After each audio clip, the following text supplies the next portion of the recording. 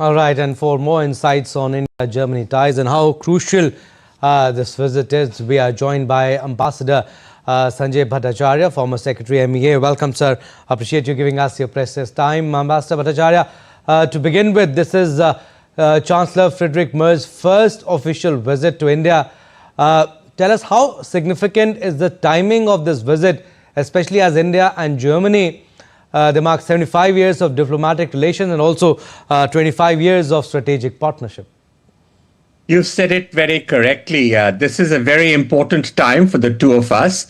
Our relations come in the context not only of our bilateral ties, which are very significant, and our strategic partnership has been growing steadily, but also in terms of the changing geopolitics that we see around us.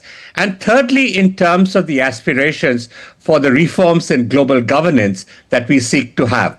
So in all these three contexts, this is a very important one. For Friedrich Merz, this is his first official trip outside the EU and the US. So it kind of highlights the very important role that India plays in Germany's imagination and its future aspirations.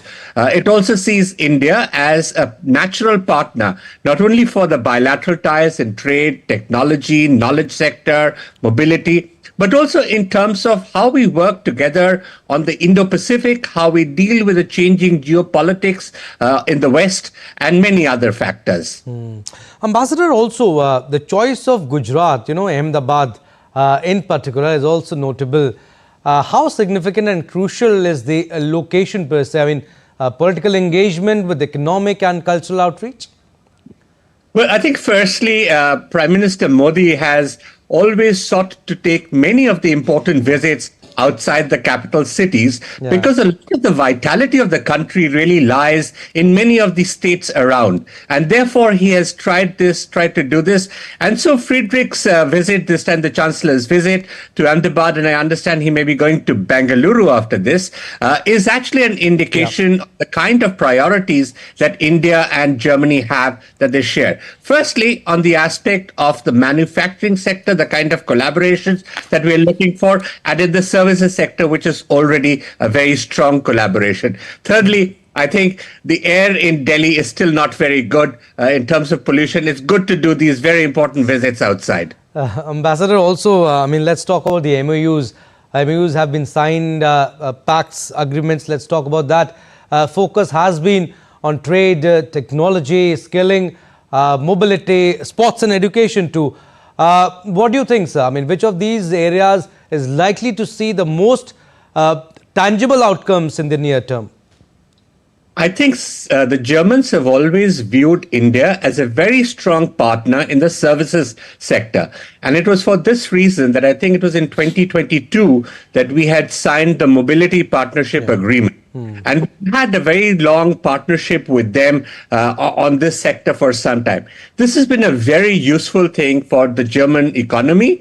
And in terms of the kind of services that we provided in healthcare, in caregivers, in terms of research and development, educational transformations, and then finally, of course, in linking up the knowledge sector and building technology hubs and innovation bridges. And so that will be a very key focus for us. And I understand some of the MOUs focus on this particular area, including that particular declaration, which looks for building up a knowledge hub. I think the other thing that is very important is the R&D component that is there. I expect that the GCCs that many of the German companies have been setting up in India will get a further boost. This will not only boost the skill potential in India, but will also give a boost to the Make in India and PLI initiatives that are so much at the core of our manufacturing sector thrust. Strengthening India-Germany partnership. Ambassador, also, the leaders are also engaging with business and industry representatives.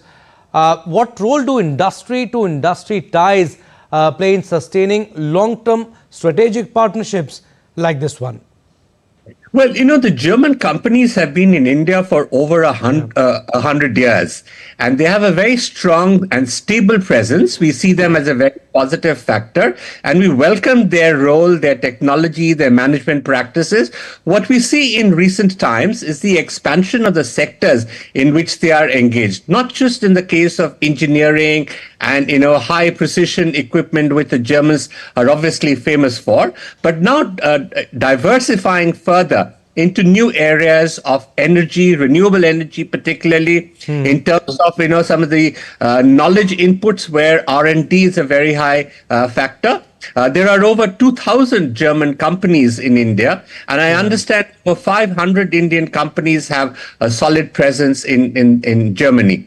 So this is a partnership that is bound to grow for a long time. And let me add over here that for a long time, the Germans had seen India as a service partner and China as a manufacturing partner.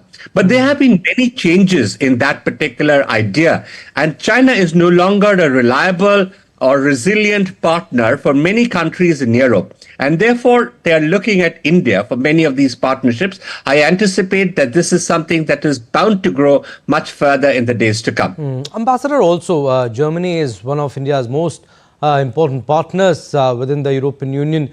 How could this visit shape India's broader engagement with Europe in the coming years? Germany is very keen that we conclude the India-Europe FTA at the earliest and on the best terms possible. The India-Germany trade is about $34 billion in goods and about another $16-17 billion in services. So it's a total of over $50 billion. But if you look at it in contrast to what Germany's trade with, say, China is, then it's a small fraction. And therefore, both of us realize that there is huge potential. And in that particular context, linking up with Europe, with Germany as a very key hub, will be very important. We have a very strong defense partnership with France. Germany is very keen that we build that kind of a partnership with Germany as well. So in many of these new technologies, strategic sectors, I see great hope in the days to come. Ambassador, also finally looking ahead, what should be seen as the key takeaway from Chancellor Mer's India visit? What benchmarks should we watch for to assess whether this visit delivers lasting impact or not? I think what it actually recognizes, and this has been true for India-Germany relations for a very long time, is that the strategic autonomy aspect of India's foreign policy approaches is widely recognized by the German side. So not only do we build our bilateral partnership in which we seek to give more of a forward-oriented, future-oriented perspective in which we look at the new emerging areas of high technology, of AI, and so on. But we also look at some of our regional and global concerns. On the regional concern, the kind of support that we get from the Germans in terms of our expansion of relations with the Europeans, with EU in particular, is very, very important. How we look at our relations with Russia is something that, the Germans can be a great asset in that particular thing. And finally, I think with the changing geopolitics and the concerns that are being raised in many countries across the world about the reliability of China, the option of looking at India as an alternative will be very important. And in that context, German role in the Indo-Pacific has been growing, not only in terms of the strategic and security dimension, but also in terms of, as we've said, in the other dimensions of humanitarian assistance, economic cooperation, working on critical materials. And so this partnership has always been a very, very bright one, and it's kind of looking at things ahead of the curve. All right, Ambassador, we'll leave it at that. Thank you for sharing your insights on India-Germany ties.